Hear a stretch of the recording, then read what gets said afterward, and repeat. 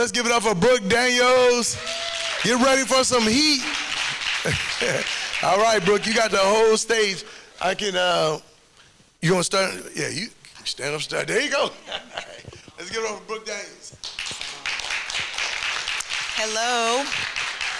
Can y'all hear me okay? Yes. Awesome. There should be a presentation coming soon, but in the meantime, I'll share more about my background. And I have a couple questions to start off just to fill the room. Show of hands, how many people here would consider themselves a real estate investor already? Okay, that's a really, really good amount. And how many people are investing in mortgage notes already? I'm going to teach you why. And we solve a large problem of that, which happens to be inventory. And so I'm going to tell you a little bit later about the group we have where we provide inventory. But I am general partner of Elios Capital Group, which is a $50 million note fund. And I want to share more on my background and how I got started into real estate too, because like many of us, I stumbled into it. My parents did not invest in real estate at all. And so I'm originally from South Carolina. I live in Charlotte, North Carolina now. And at a time when I feel like in the black community, a lot of our parents and grandparents were moving up north for jobs, my grandfather decided to stay. And so he was a sharecropper in South Carolina. My dad was one of 12, didn't finish high school, had to work to help my grandmother provide for the family. My mom was a bank teller for a large part of her life until I went to school, and when I went to college, she went back and got her degree to become a teacher. But we did not grow up in a family where we were talking about real estate investing and really investing at all. It was definitely get an education, get a job, go into corporate, and that's how we were going to build wealth. And so I actually majored in broadcast, German minor, wanted to be a reporter until I found out how much reporters made coming out of college. It was under $20,000 at that time. It was a rough life. And so I kind of stumbled into business. So German minor, I always wanted to go study abroad, but we couldn't really afford to pay for study abroad. And like many of us, I was blessed to have a professor who really believed in me, and he literally printed out a piece of paper for a U.S. State Department program and put it on my desk and said, apply. Amen is right. And I actually did believe I would get into it. It was like an all expenses paid trip to Germany for a year. You got a visa. We were youth ambassadors. They only picked 75 Americans from all over the country to go. And so I did the first application half-heartedly, like, oh, okay, they're not, South Carolina, they're not gonna pick me. Got to the second round, got a little bit more excited. Got to the third round, and they interviewed 150 people, and 75 got to go. And I was blessed to be one of those 75 that got to go abroad to Germany. Thank you. And I didn't realize I had actually never left South Carolina. I went to college in my hometown, so this is the first time I ever even left home. And I get there and end up doing an internship at BMW working on an SAP project, which if you're not familiar with SAP, it's a very large-scale tech system. I knew zero about tech, got the job because I was fluent in English and German, and they wanted me to do the communications in both languages. That was why I got the job. But I stumbled into tech and realized what an opportunity it was.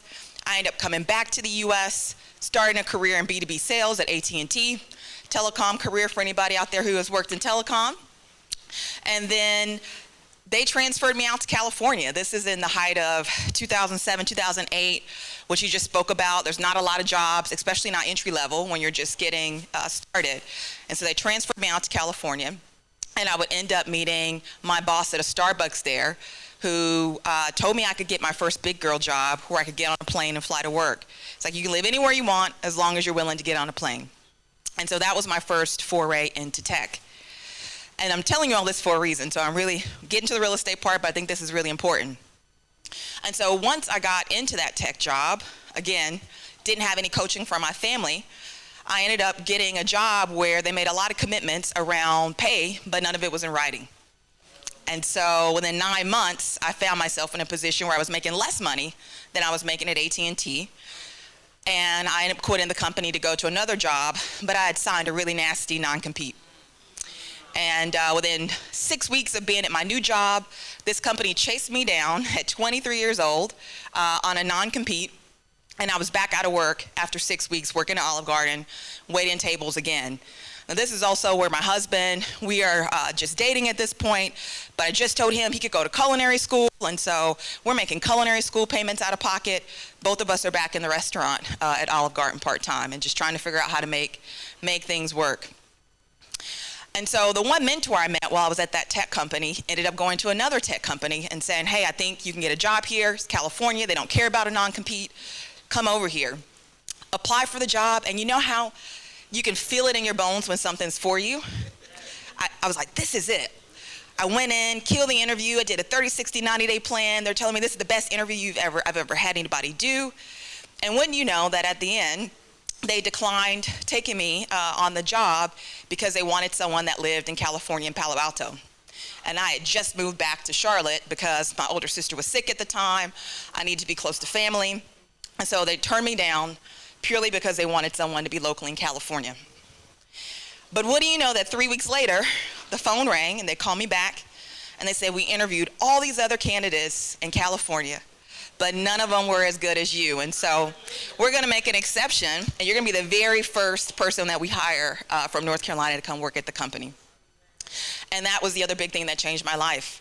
I ended up spending the next 9 years of my career working in tech, Silicon Valley tech, and I got to do it from Charlotte, so I could still stay close to family. And so I'm working the corporate ladder, moving up the chain, pushing through, lots of obstacles I won't drag you through, but as a black woman in tech, I'm sure you can imagine what they were like.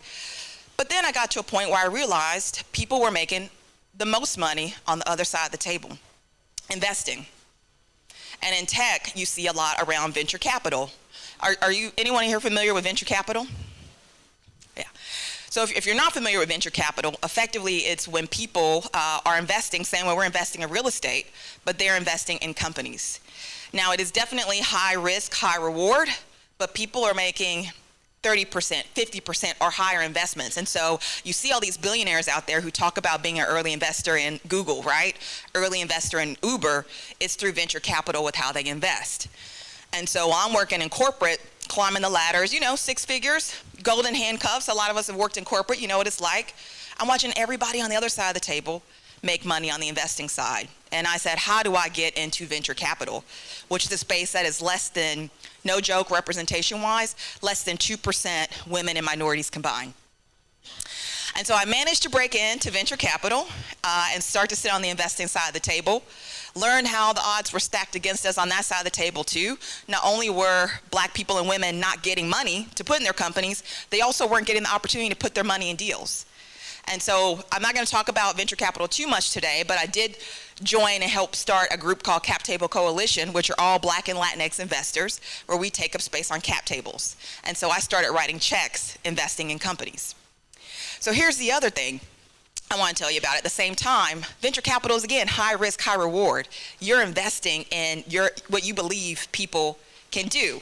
And I'm like, that's cool and all. I like it. We're getting access to good deals. But what about real estate? What about real estate investing? I actually think I like that better because it's backed by a physical asset. And so my husband and I, at this point, the guy I was dating in culinary school, he's my husband. We stumbled into real estate in our first home where we took our wedding money, and instead of spending it on a wedding, we put it on down payment on a house. It was by accident, but we did that. We eloped to Vegas, bought our first house, and within 3 years, it had appreciated over 30%. We then refinanced that house, took the money out, invested in our first investment property. And so like many of us, it's kind of the same as my journey in tech and real estate. You learn about the levels of the food chain and you go up the food chain. So we started with fixing and flipping properties, like many of us. That was all good and fine until you have some really, and I know somebody's about to talk about fix and flip, so I'm not knocking fix and flip until you have a really bad experience with fix and flipping properties. It is work to fix and flip properties. We did one in Atlanta in particular, where literally, Atlanta is a whole other ball game from a market. It was definitely an area you would call the hood, but literally the first night we had our lumber package dropped off, somebody pulled in, backing in overnight with a truck, ready to steal our lumber package the first night. I'm not making this up. There goes another $10,000 to pay for security, right off the jump, right? We had issues with grading that the contractor didn't figure out. $5,000 grading. Fix and flip, any real estate you've got to do diligence, but you can watch your margins be eaten through very, very quickly with slip-ups like that, unanticipated expenses. The cost of materials are going up. The people that are doing framing are taking 3 weeks instead of 1 week. Now my holding costs are more because I got to pay interest rate on hard money. It's a grind. You can make money on it, but you got to really be prepared for the grind. And so I ended up getting to a place where I'm talking to my husband's aunt, and we're walking through our real estate plan. We're fixing and flipping here. We're going to take that cash. We just bought property. We're going to do short-term rentals. I bought my granddad's land, the sharecropper who passed away at 99 last year, but I bought his house and his land, had 10 acres behind it under contract. We're doing new construction.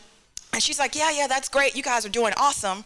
But let me tell you why I sold all 110 doors I had and sold all those just to invest in mortgage notes.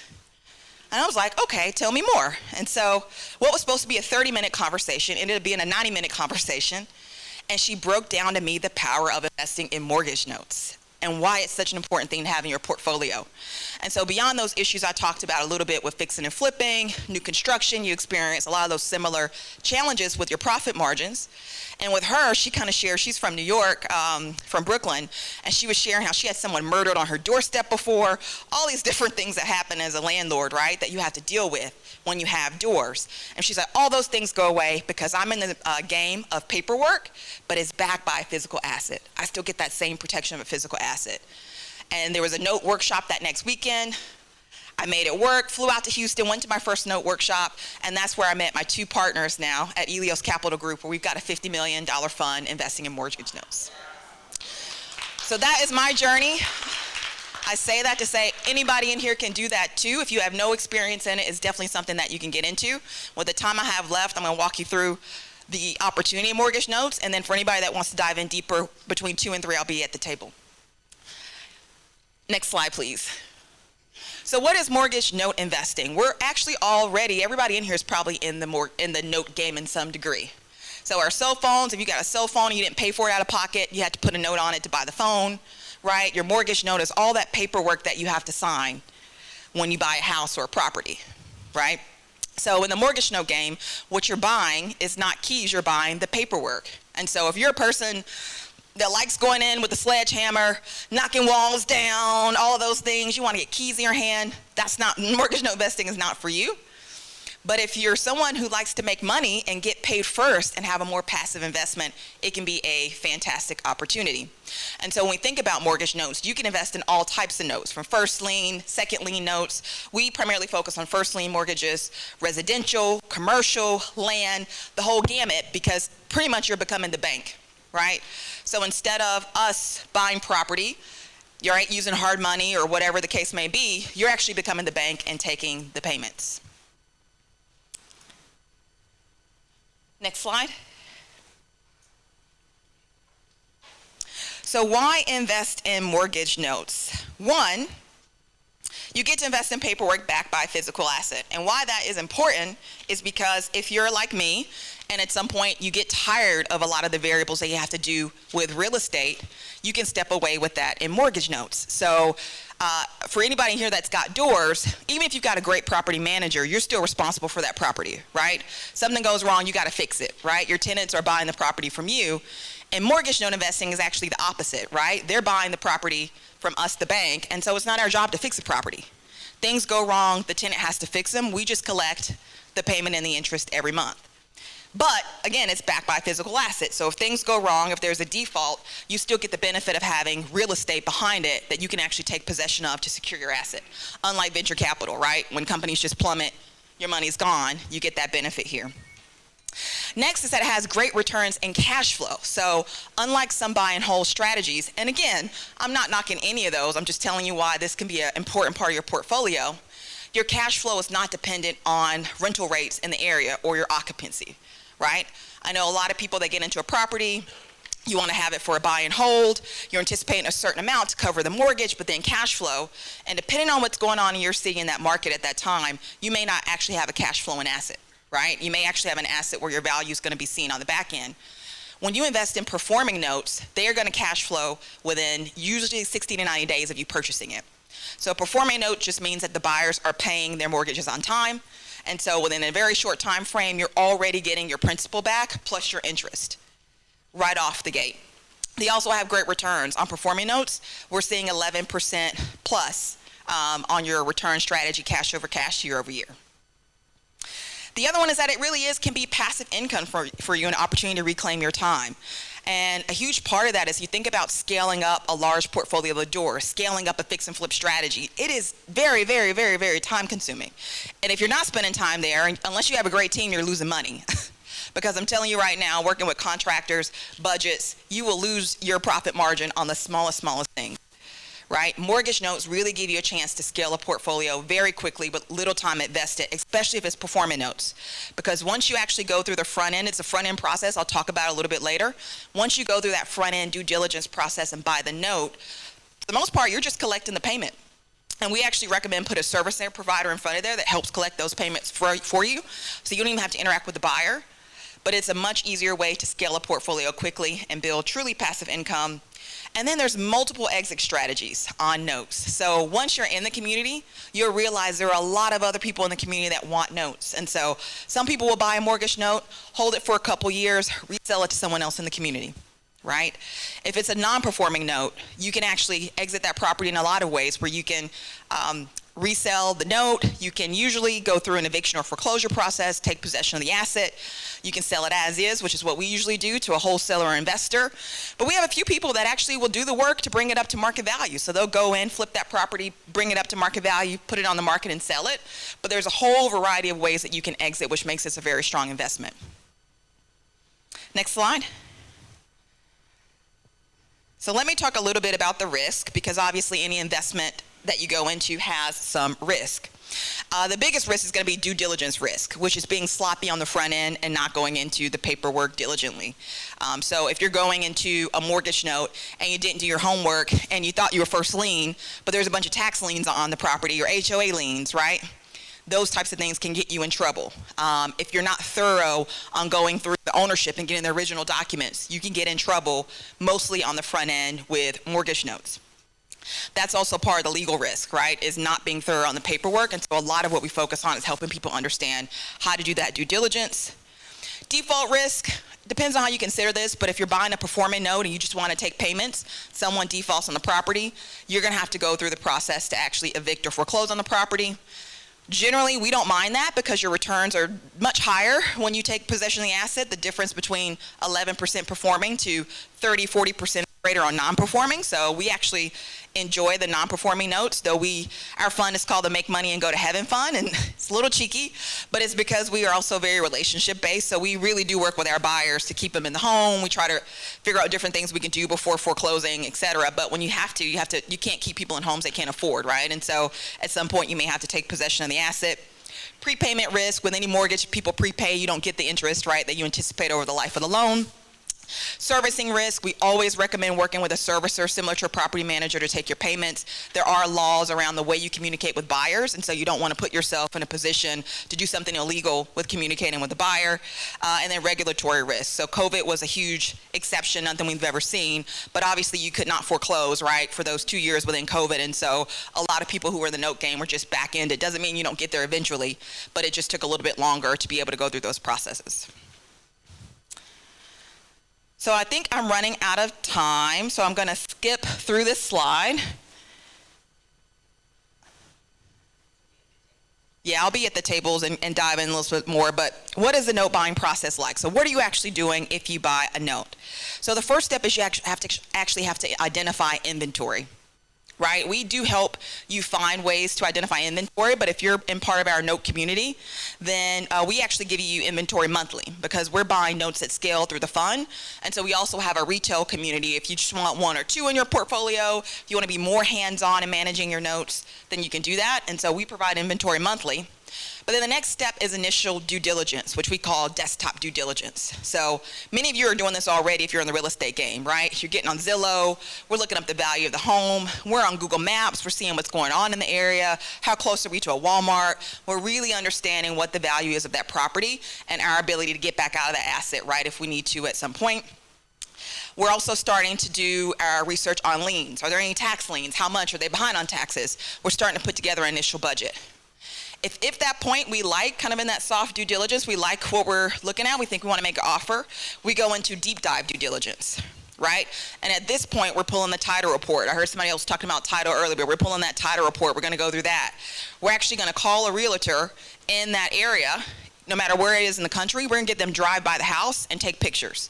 Because you don't want to buy a note where you think there's a house on it and it burned down 2 years ago, and you're actually buying a piece of land with no house, right? You got to be thorough on the due diligence. This is really a due diligence game.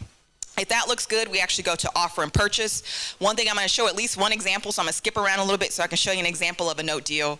But on that offer and purchase, depending on the note, whether it's full performing, kind of semi-performing, or non-performing, you can actually get huge discounts on buying into these notes. And you're buying them on the unpaid balance of the note, not the as-is value of the property, which is huge. I'll show you that in the example. But you're in a position where you want to make an offer, you go to Deal Desk, and then once you go through that offer, then we go through the close, you're working with your attorney, we're getting everything recorded, you're getting those original documents, which we recommend putting in a fireproof safe. You got to have the originals, right? It's document game. And then you're getting your servicer set up and you're off to the races with your note. And so that's why I say this really is a front-end due diligence paperwork game, which for me I enjoy a lot more than the physical asset grind of the fix and flip game. Next slide, please. So ways to work with us. I'm not going to spend a lot of time on this because if you're really interested, come see us. Truly passive investments, the way to go is through the fund, right? This is for accredited investors only because it is through the SEC. The minimum buy-in here is 100K. Return is 8% plus, depending on how much you invest. It goes all the way from 8% to a 20% return. But this is truly passive. You put your money in. You don't have to do anything. We send you a report quarterly, and you get distributions quarterly. Very straightforward. The other three ways that you can work with us are all around note education, because for us, I think Larick hit on this, we're not going to set you up to fail, right? There are a lot of things I talked about in here. You got to be educated on the game and the paperwork to be successful here. And so you cannot get access to inventory with us until you do some education. We're not going to set you up to fail. And so all of these programs are some version of us teaching you our proprietary due diligence process. We give you access to inventory. You're a part of our community. We do different types of education every month. One of my favorites is Scrape the Tape. So if you're not feeling comfortable with due diligence, every Tuesday we all get on a live call. We go through the mortgage tapes together. We do diligence live on the call. You also get access to our exclusive events. And then again, I think the big one is access to inventory, because once you're ready to go, everybody knows finding the deal is hard. And so we're going to bring inventory to you for you to go through. All right, let's go through some deals super quick. I got to take you through at least a couple. All right, so this is a performing asset that was in Little Rock, Arkansas, okay? And the ARV on this was $90,000, the unpaid balance, $58,000. And so the unpaid balance is effectively talking about how much money is left on the mortgage note. And that's what we buy on. We don't buy on the as-is value or ARV, we buy on the unpaid balance. And so in this particular note, every month, if you bought the note, you were bringing in $600, which was a combination of both your principal and interest every month. You can see what the insurance is, and we like to see a down payment from the buyers because make sure they got skin in the game, right? So if you want performing notes, they're invested in keeping up with the mortgage payments on this property. We were able to purchase it at 90% of the unpaid balance. So we came into this note for only $53,000. This was a passive investment strategy. It was a perfect pay, no late fees, 11 years left. We got to discount it. You could literally at this point send it to your servicer and get your check every month for $600 and keep going, right?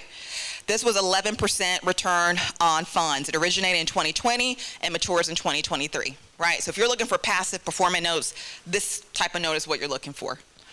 But let's take a quick look at a non-performing note, which is where I honestly get excited sometimes. Can you, next slide, please? Because you'll see the power of non-performing notes if you're comfortable with some of the risks. So with the non-performing note, this was a property in Texas. It was a mortgage, and so the as-is value on this property was $110K. The after repair value, if we had done the work to take it to market, was $160K. The reason why the numbers are a little bit different here is because if you buy into a non-performing note, you have to actually keep up that asset, right, while you're going through the process to take possession. So you have to pay the property taxes, you have to keep the insurance going, you're probably going to have an attorney, but the unpaid balance on this note was only $38,000. And we were all in with a discount on this note, plus the insurance, plus the attorney fees for roughly $40,000. Right? What was the strategy? Foreclosure and wholesale it. It was non-performing. They were over 5 years delinquent. The property was completely vacant at that time. And so we began the foreclosure process. We had 8K and HOA liens that had to be released. but acquired it in 2019, sold in 2020 for $114K. We were all in for $40,000. So you can see the power, right, of these assets if you're willing to play the game. I'm not being ripped off yet. I got one more example to just walk you through one more case study, and then I'm going to pass to our next speaker.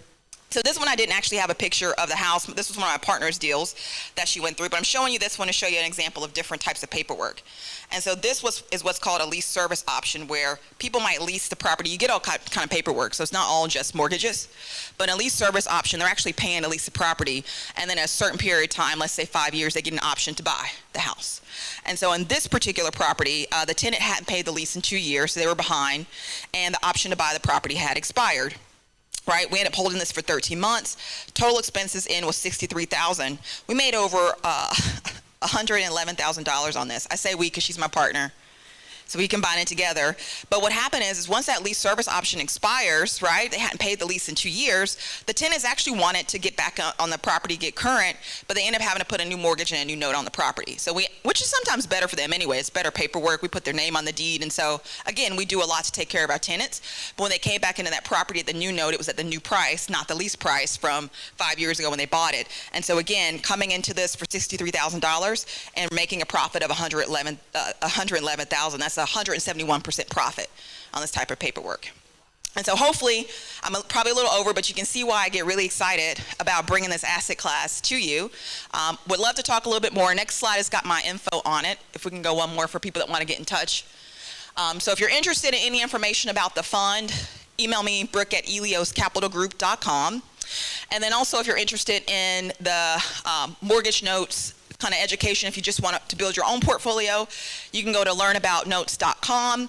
We are replatforming our online course that's going to launch again on June 10th, but there's a sign up there if you want to drop your name in and be notified. And if you're interested in any of the hands-on training, etc., you can send me an email and we will set up time to talk. I hope that was helpful. Did you learn something? Show of hands on notes, yeah? Okay. Awesome. Thank you.